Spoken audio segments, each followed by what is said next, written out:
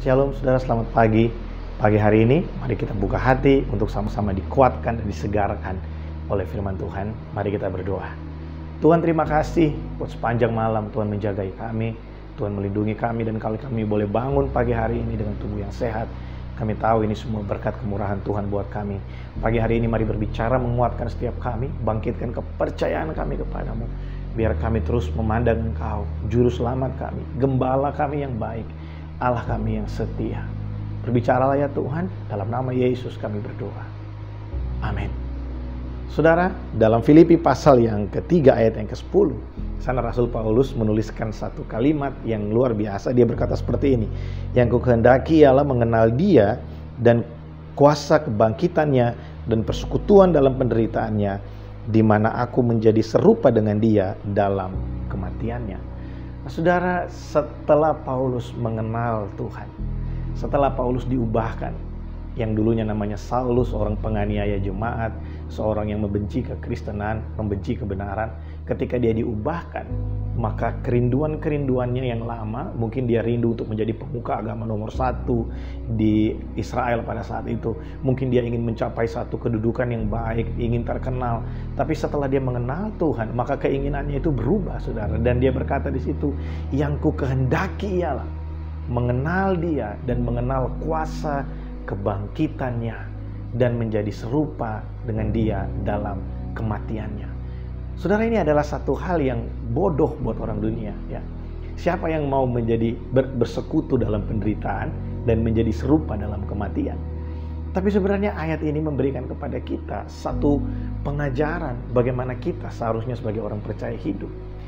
Apakah kita telah mengenal kuasa kebangkitan yang membangkitkan Yesus dari antara orang mati? Kalau hari ini kita masih terus dirundung oleh banyak kesedihan, oleh banyak kekhawatiran, oleh banyak ketakutan, dengarkan firman Tuhan pagi hari ini. Tuhanmu sudah bangkit dari kematian. Tuhanmu telah mengalahkan maut. Dia telah mengalahkan apa yang paling menakutkan buat manusia. Manusia paling takut kalau ngomong soal kematian. Ada banyak orang sepertinya kelihatannya hebat, ya, kalau diajak berantem mau, tapi giliran ngomong soal kematian belum tentu semua orang berani. Tapi Yesus mengalahkan kematian bagi saudara. Yesus mengalahkan maut bagi saya dan saudara, sehingga kita punya satu jaminan kepastian keselamatan, bahwa setiap orang yang menerimanya diberinya keselamatan, hidup yang kekal bersama-sama dengan Bapa. Sehingga kematian bukan lagi menjadi satu hal yang menakutkan. Kematian hanya soal berbicara tentang cara bagaimana kita berjumpa dengan Tuhan. Ada orang yang dipanggil dengan sakit penyakit, ada orang yang dipanggil karena mengalami berbagai banyak hal dalam kehidupannya, mungkin kecelakaan, mungkin yang lain. Tapi inti dari semua itu adalah kita berjumpa dengan Sang Juru Selamat. Makanya Paulus pernah berkata, bagiku hidup adalah Kristus dan mati adalah keuntungan. Nah saudara, apakah saudara kita telah mengenal kuasa yang membangkitkan Tuhan, membangkitkan Yesus dari antara orang mati? Karena kuasa yang sama juga ada di dalam kehidupan saya dan saudara. Dia mati di kayu salib supaya kita bisa menerima kuasa kebangkitan yang membangkitkan kepercayaan kita, membangkitkan iman kita, membangkitkan kita dari kehidupan yang lama, yang mati karena dosa.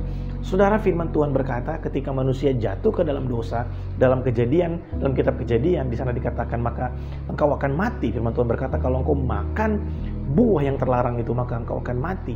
Saudara, tubuh manusia telah mati, kita kehilangan kemuliaan Allah. Tapi oleh Yesus Kristus yang telah mati di kayu salib, mengalahkan kuasa maut itu, saya dan saudara dibangkitkan kembali. Hidup kita punya pengharapan, hidup kita punya kemuliaan Allah. Ada kuasa Tuhan dalam kehidupan kita yang membangkitkan gairah kita untuk berjumpa dengan Tuhan. Saudara, mari sadari bahwa ketika ada keinginan untuk mencari Allah, baca firman Tuhan, berdoa, saudara, itu akibat dari kuasa kebangkitan yang membuat kita mau mencari sumber, yang membuat kita mau mencari sumber kehidupan, sumber pengharapan.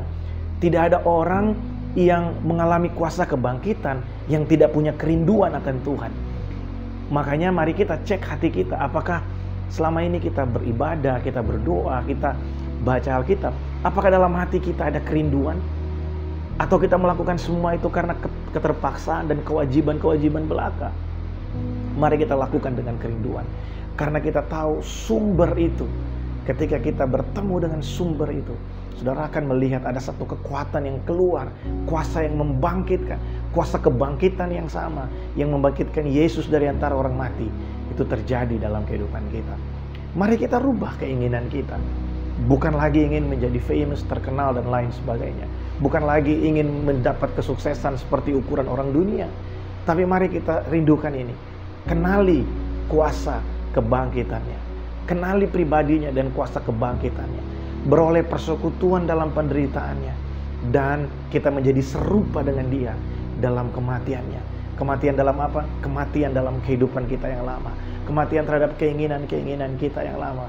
Mungkin kita tidak seperti murid-murid Yesus yang melihat dia bangkit keluar dari kubur. Mungkin kita tidak seperti Maria yang pada saat itu berjumpa dengan Yesus ketika Yesus bangkit dari kematian. Saudara tahu, Maria pada saat itu tidak bisa menyentuh Yesus. Tapi hari ini saya dan saudara punya akses untuk kita bisa bercakap-cakap dengan Tuhan kapan saja, di mana saja, dalam keadaan apapun. Dan itu powerful, itu luar biasa, saudara. Maria pada saat itu hanya berjumpa dan hanya sebentar saja bersama-sama dengan Tuhan ketika dia ada di bumi ini. Saya dan saudara hari ini kita bisa berdoa, datanglah kerajaan-Mu dan jadilah kehendak-Mu dalam kehidupanku seperti di sorga. Bukankah ini powerful, saudara? Kuasa yang membangkitkan itu ada di dalam dirimu, itu ada dalam hidupmu, itu ada dalam rumah tanggamu, itu ada dalam keluargamu. Mari kita berdoa. Terima kasih Tuhan buat pagi hari ini. Kau menguatkan setiap kami, Kau membangkitkan percayaan kami kepadamu. Tolong kami Tuhan, supaya kami terus dibawa dalam pengenalan akan kuasa kebangkitan yang membangkitkan Yesus dari antara orang mati, yang juga ada dalam kehidupan kami. Terima kasih Tuhan, berkat-Mu untuk setiap kami umat-Mu sepanjang hari ini.